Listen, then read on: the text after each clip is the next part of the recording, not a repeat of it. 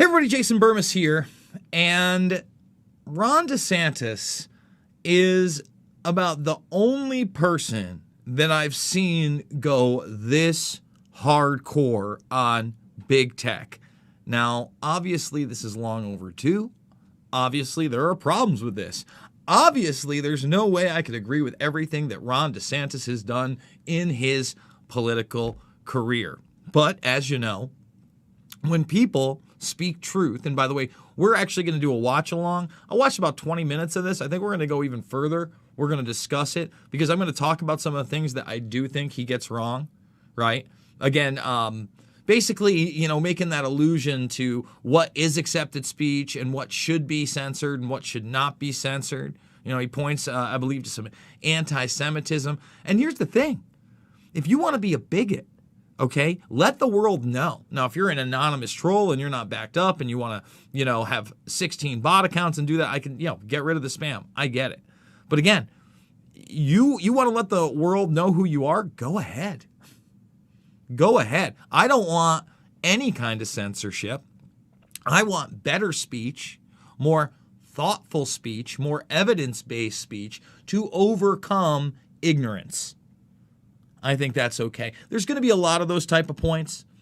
But at the same time, there's no way that DeSantis gets as far as it really is with this being a technopoly, which this is, man, which big tech is born out of and into the national security surveillance state, the medium military industrial complex, okay? The coming automation nation UBI, ultimate dependent population moving towards a transhumanist movement. And now's the time to get ready and buck up, mother truckers. And, when you talk about how much deplatforming and demonetization has gone on, apparently there was another big round of demonetization today. I actually just got done. We were actually going to do this an hour ago.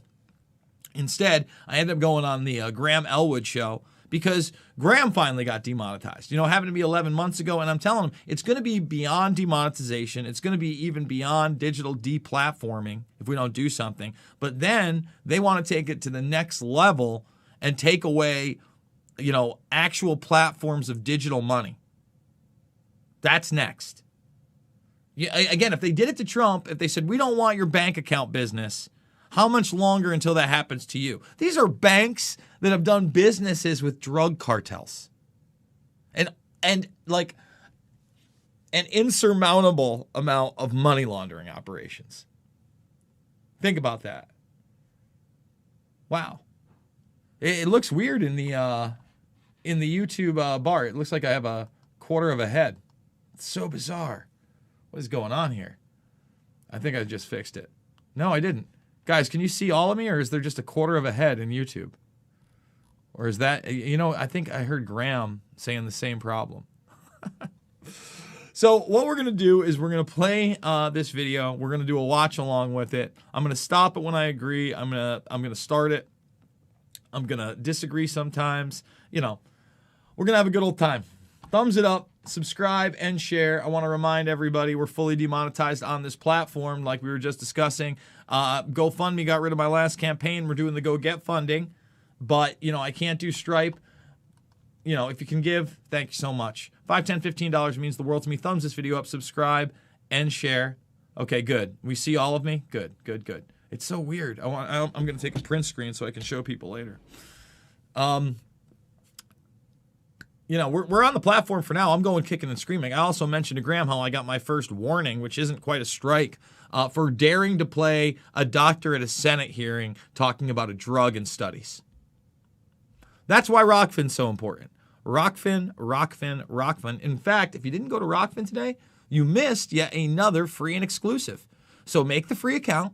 Go, my free ones have been really exclusive for some time. Yesterday's was free and exclusive. This is free and exclusive. I didn't bring that to YouTube. I didn't bring this one to YouTube. So the last four, okay, have been free and exclusive and not put on YouTube. So what are you waiting for?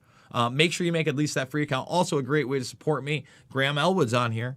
Okay, we talk about it all the time. Nico House, the Convo Couch. I heard the Convo Couch got hit, which totally sucks.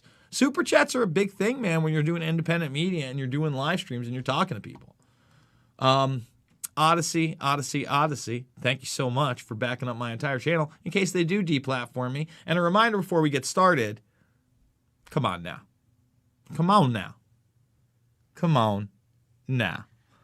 All right, let's get to it.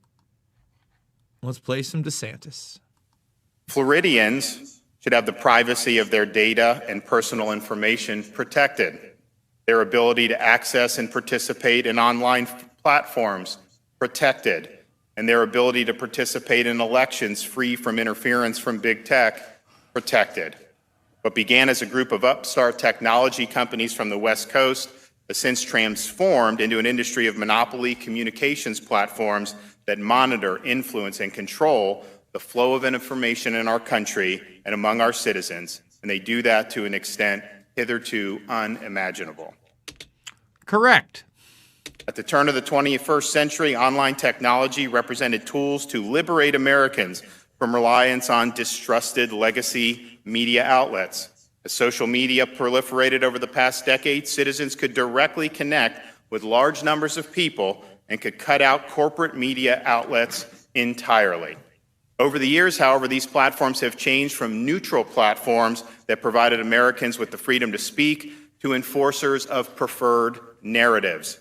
Consequently, these platforms have played an increasingly decisive role in elections and have negatively impacted Americans who dissent from orthodoxies favored by the big tech cartel. Correct. And we have seen the power of their censorship over individuals and organizations, including what I believe is clear viewpoint discrimination. And as these companies have grown and their influence expanded, big tech has come to look more like Big Brother with each passing day. But this is 2021, not 1984. Thing is, he's right. It just coming to look that way. It has been that way for 2+ decades. Just letting you know. And this is real life, not George Orwell's fiction. These companies exert monopoly power over a centrally important forum of public discourse and the access of information that Floridians rely on. It used to be that consumers were trusted to make their own decisions about what information to consume, about which leaders to, quote, follow, about what news to watch. Now those decisions are increasingly made by nameless, faceless boards of censors. They even have a name, euphemistically called content moderators. And we're told that these are private companies and that those who disagree with their decisions to regulate content and even suppress content can simply choose other services. Well, again, I don't think they're just companies. I think they are technopolies. I think they work with intelligence. I think that they are well beyond what they seem to be protected. If they were companies, then you would actually be able to sue them, which you're not able to do. It's weird how that works, right? Especially if they're doing content moderation and aggregation. Well, when 2.8 million Americans chose to download the application Parler and share information with friends, family, and colleagues, what was the result of that? Canceled by Amazon, Google, and Apple. What about the 88 million Americans who chose to, quote, follow President Donald Trump? Sorry, content moderators on Twitter pulled the plug, as did a different set of, quote, moderators at Facebook. This is the case even though leaders like Ayatollah Khamenei have been permitted to use these platforms to do things like call for the destruction of Israel and the elimination of Jews. Core issue here is this: are consumers going to have the choice to consume the information they choose, or are oligarchs in Silicon Valley going to make those choices for us? No group of people should exercise such power, especially not tech billionaires in Northern California. Now, if I had to choose, I'd rather be governed by the first 50 names in the Tallahassee phone book than the CEOs of big tech companies. Correct. If you don't like Parler, then don't read it. Let's not have those choices made for us, or before long we will have nothing more than someone else's choices imposed upon us by a bunch of monopolies whose core business is to sell advertising. These behaviors are concerning to me, as I know they are concerning to many Floridians. It's high time that we step up to the plate to ensure the protection of the people and their rights.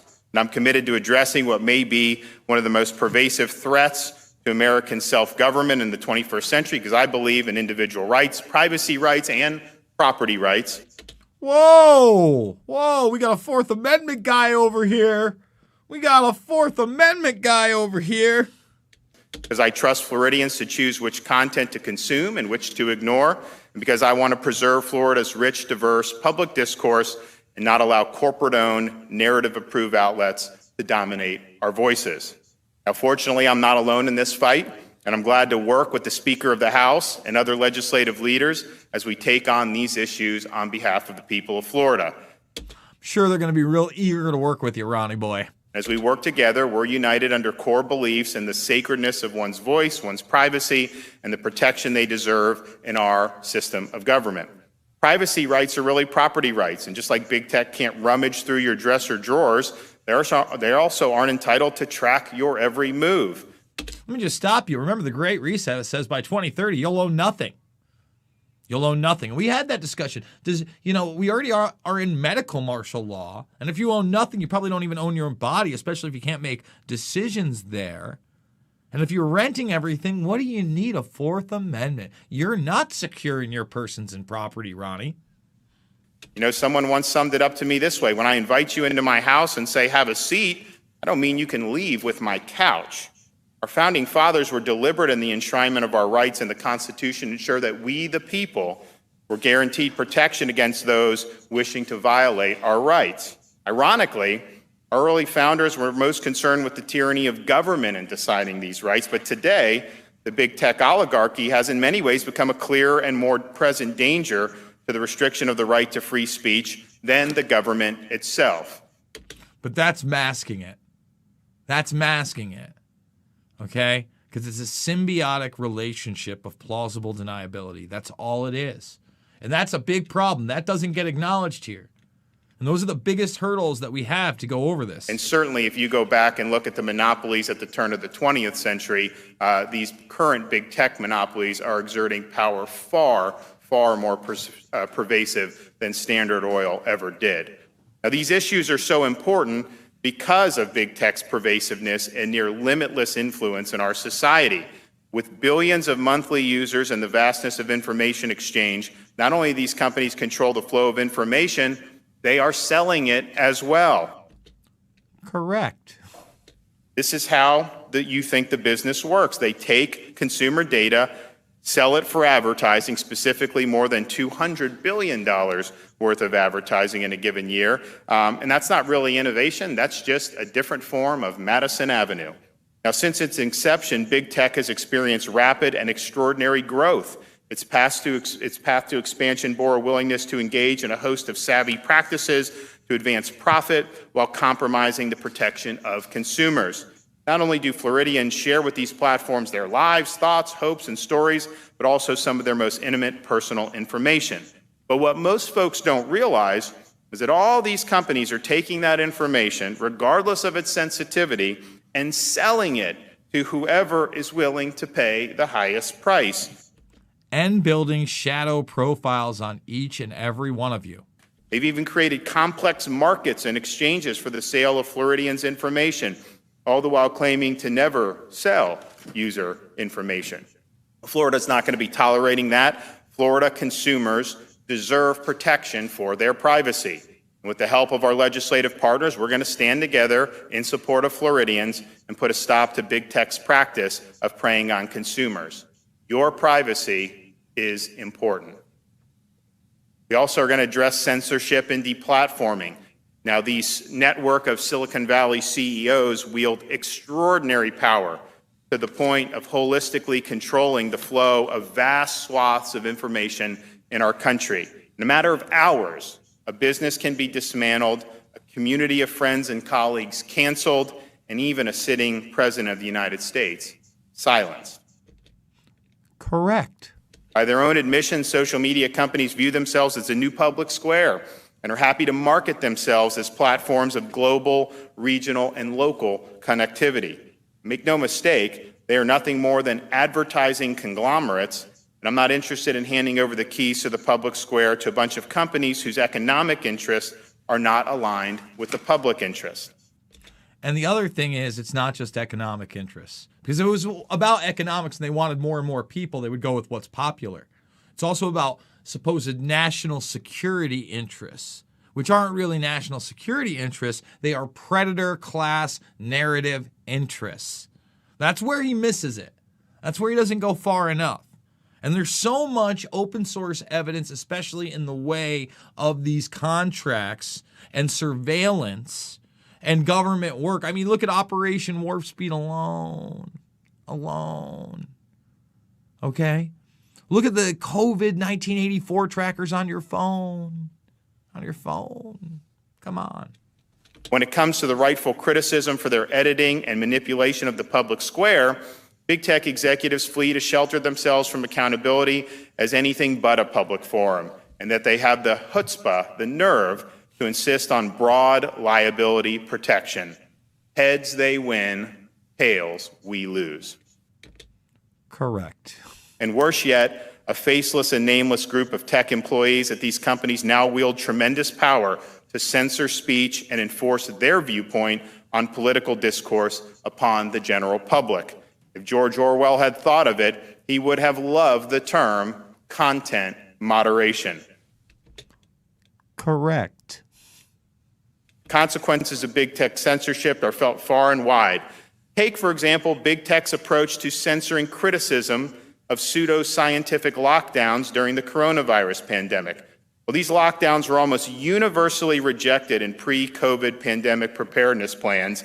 Lockdowns at the time of the pandemic were favored by the, quote, narrative. And so in the name of, quote, science, articles and posts warning against lockdowns were taken down and censored. The result has been the destruction of millions of lives across America, as well as increased deaths from suicide, substance abuse, and despair. Correct. Without any corresponding benefit in COVID mortality. Shouldn't such monumental policy questions have received a full, open, and robust debate? Social media platforms have become among the most powerful mechanism for a private citizen to make his or her voice heard. It is incumbent upon us to ensure those voices are not capriciously and vindictively targeted. And the worst part, they change the rules constantly based on whatever they deem to be politically correct at any given point in time. These rules and standards are often changed without the knowledge of their users, moving the goalposts on Floridians and others who use these open forums for discourse and as a source for information. When a social media company applies these standards unequally on users, this is discrimination, pure and simple. Correct. Can you imagine tolerating this kind of behavior in banking or in healthcare or in other industries? So today we announced during this legislative session that we will seek to do the following. Ensure that Floridians are safeguarded against these practices from technology companies by requiring proper notice and disclosure of these changes to the standards and full disclosure of any actions taken against a user for violating the standards. We'll also seek to prevent these platforms from rapidly changing these standards and applying them unequally against users. We'll also require that users be provided the option to opt out of the various algorithms these platforms use to steer content, or in many cases, suppress content from the view of other users. That one right there, the algorithm suppression, that's juicy. I like that, Ron. Talk more to me, Ron. Yeah, that's juicy. But these provisions are of no use without enforcement, and we will provide recourse for Floridians both by enabling a user to bring a cause of action against a technology company for violating these requirements of Florida law and empowering the Attorney General to bring action against the technology company for violations of these requirements under Florida's Unfair and Deceptive Trade Practices Act. We've also seen the breadth of big tech's influence on campaigns and elections. While there wasn't a state in the union that ran a better election than Florida last year, we still saw on a national scale how articles, candidates, and content had the thumbprints of big tech executives all over them. You can look no further than the last several months of the election as coordinated, calculated efforts were undertaken to advance an increasingly evident political agenda of the big tech companies. Correct. The problem is these companies are playing a significant role in the advancement of issues and candidates, but do so without recording many of their efforts for what they are, political contributions. If I were to give something of value to a candidate or political committee, it would be a contribution. But big tech has been manipulating news content and designing algorithms to give the upper hand to their candidates of choice, and they do so scot-free. Again, euphemistically called content moderation. I think it's more political manipulation.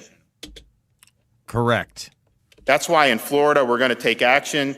We're going to take aim at those companies and pull back the veil and make sure these guys don't continue to find loopholes and gray areas to live above the law. Under our proposal, if a technology company deplatforms a candidate for elected office in Florida during an election, a company will face a daily fine of $100,000 until the candidate's access to the platform is restored.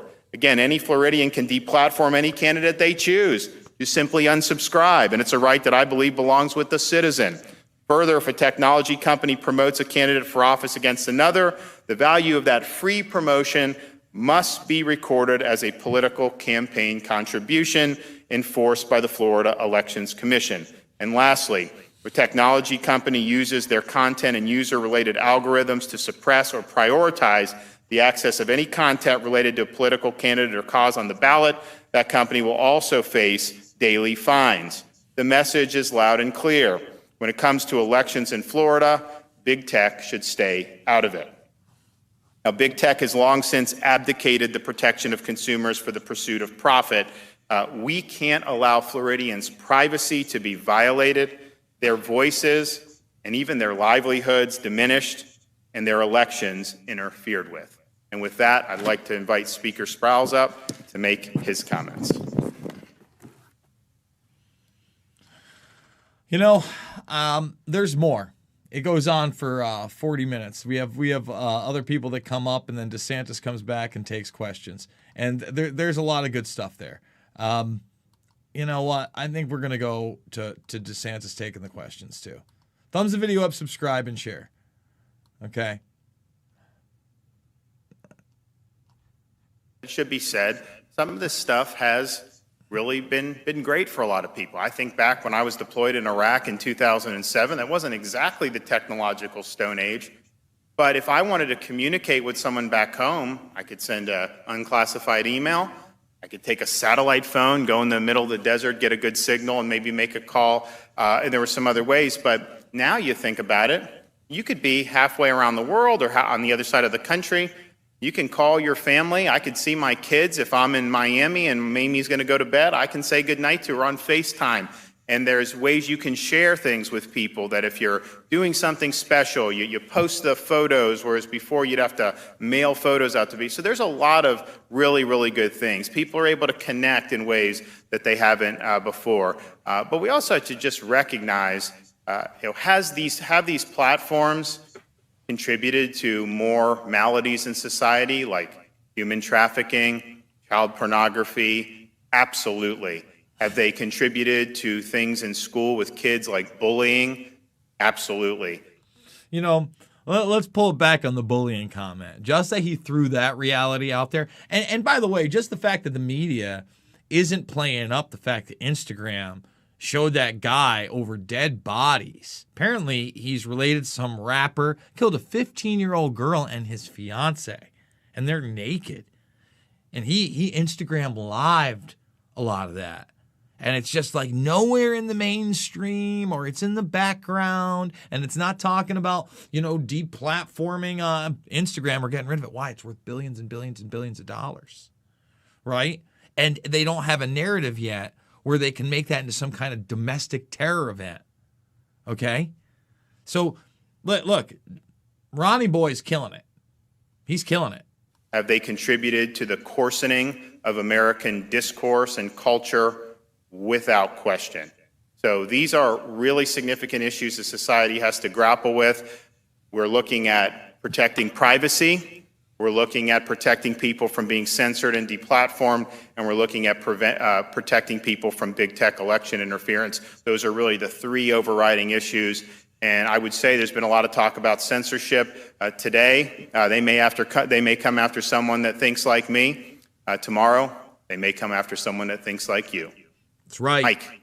Governor, are you afraid that this news conference will be censored, and what impact can one state have? Well, I think Blaze had mentioned he put out the thing about the vaccine and didn't get it. So we put out a video about a vaccine update, I think a couple weeks ago on Twitter, and it was flagged for sensitive content. And I'm like, how is that sensitive content? I think we said we got this many vaccines, we're expanding this many sites, here's what we're looking to do, and they flagged it. So some of this stuff is incredibly arbitrary, and what happens is when they have such a hold on the public discourse, you then rely on some of these things to do communications, and that stuff can be really truncated just at the whim of somebody who's in Northern California, probably has some pretty different views than most Floridians do, and that's not a good situation. So we think this will be, we're going to put it out. We'll see if there's any type of stuff. But let's just be clear: Florida's leading in terms of the states,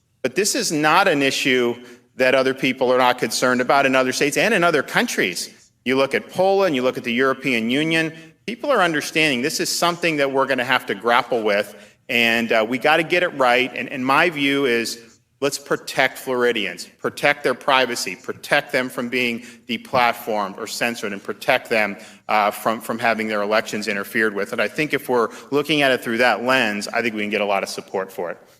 And I think he's smart. Again, he's doing what he can. He's a governor. I hope more people start doing what this man's doing, but impose even heavier fines and heavier accountability for big tech. Twitter deplatformed the president because they said that his statements incited violence. Yeah, but they leave Ayatollah Khamenei up to say, kill all the Jews. Give me a break. They are not principled in this. They have so much. Basically, she said that the president incited violence according to big tech, and that's why they did it. And that's why he answered that way. Much garbage and filth on that platform all the time. They did not censor people when they were using those platforms for the rioting that occurred over the summer. So their excuse doesn't hold water. And He said that a candidate will not be allowed to be. so, for example, I think what we would say is, so here's what I would say. So we have the qualifying in 2022. So say you qualify for U.S. Congress, you have your Facebook, your Twitter, and it's not just that. What really, I think, scared me was the decapitation of Parler. It wasn't just some of that stuff. It was the web hosting, the payment processing, take away your email, your text. You could totally neuter a candidate's ability to communicate and execute a campaign plan.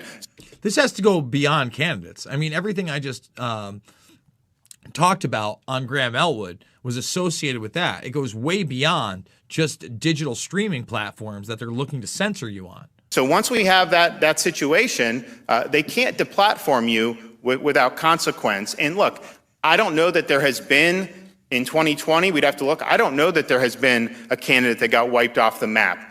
But you see the way this is going, and I think that protection is very well warranted, and I think it should be there. And just think, if you're in October of 2022 and you have a state Senate race or something, and they deplatform one of the two candidates, that's going to have a huge impact on the outcome of the race. And if a Floridian had me over if I was running for, they have me over, we buy food, we buy some signs, I give a speech, that's a contribute. We have to account for all of that because that's helping me further my candidacy. But yet they could potentially deplatform the opposing candidate, they could suppress the message, and that's just something that is somehow okay and free from that. I don't think so. I think we need to hold them accountable. Do you see that there's no requirement for those that are posting on the internet to have any kind of regulation or any kind of accurate portrayal of events?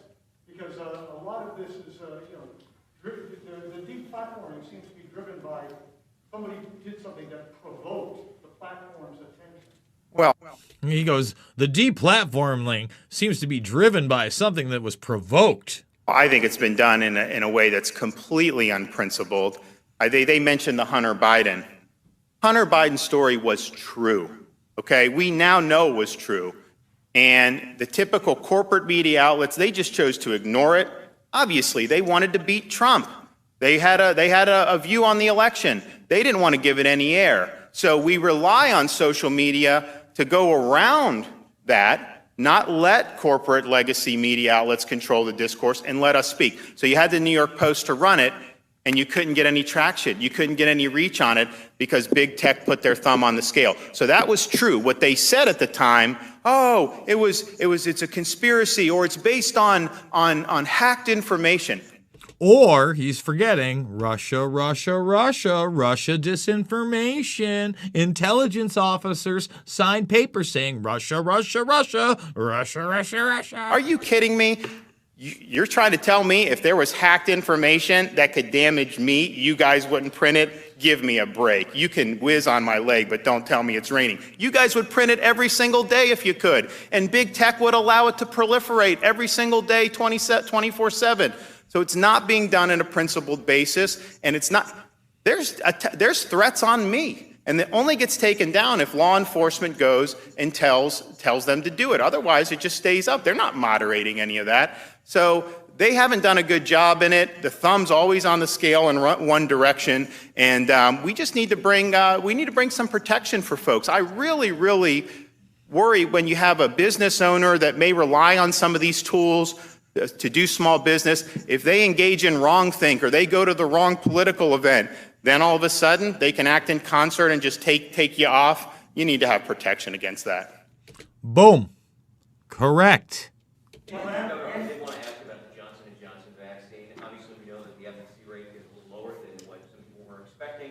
So my question is, are we going to prioritize that vaccine to maybe be less vulnerable in Florida once it's received, and then vaccine talk to those who are more vulnerable? Well, look, I made some comments yesterday. When the headline is Johnson & Johnson less effective than Pfizer and Moderna, look, it was, in the U.S., I think it was 77%, but what they did, they averaged all the efficacy from around the world, and they came up with, I think, 66%. But that is for preventing infection. After 28 days of J&J, it was 100% effective at preventing death, and virtually 100% effective at preventing hospitalization. I don't know about all that, Ron. I don't know about all that. I'm just saying, I don't know about all that. So to me, you have one dose, you take it, no freezing, just put it in the refrigerator. It potentially can be produced at a mass scale. This is remarkable good news. This is tremendous news. And yes, maybe you focus that on younger people and maybe offer the elderly the Moderna and the Pfizer, but the Moderna, that's a 28-day regimen too. I mean, that's not kicking in until probably even after 28 days. So this Pfizer is really good. And at the end of the day, getting infected and being asymptomatic or having a fever for a day, I mean, obviously you'd rather not have to deal, but that's a normal malady. J&J basically takes this virus and transforms it from something that can be life-threatening to certain people to something that you will absolutely be able to deal with. Not only you won't die, but you won't even go to the hospital. So that is. I don't know, Ronnie. I don't know. I'm certainly not promoting the juice sauce here. Good news, and that's something that we really need to be supportive of. Once we figure out how much we're getting, whatever the feds send us, then we can make determinations about the best way to use it. There may be some folks who are seniors who may prefer J&J. Who knows? We'll see. Once it starts getting used, there'll be people that'll kind of wait, and then once it starts being used, we'll be able to see. And I also think the FDA should figure out a way to get this AstraZeneca approved. They're using it in Britain. I think they've done 1 million shots in Britain, and I don't even think we're even close to having it approved here in the United States. And again, the AstraZeneca, I think, is similar to J&J. It's 2 doses, but the severe disease and death, it does a really good job of neutralizing that. And to me, that's the name of the game. That's what we're looking for. Let's just put this up there because he said AstraZeneca. Okay. Yeah, that's like 4 days ago. So that's Macron, big globalist, big pusher. That's a headline. It's not Jason Burmis. Again, don't pee on my leg and tell me it's raining, Ronnie.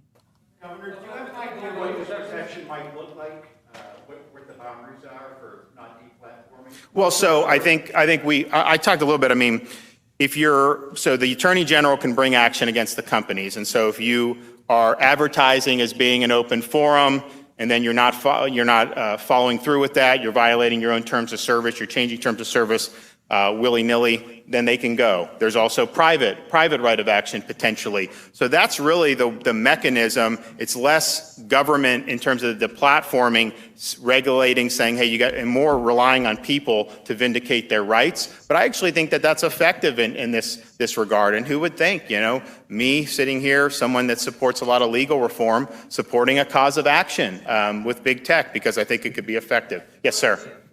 Public liability protections for healthcare. How far do you think those protections should go for the healthcare industry, specifically our long-term care centers? The long-term care should be protected, and here's why.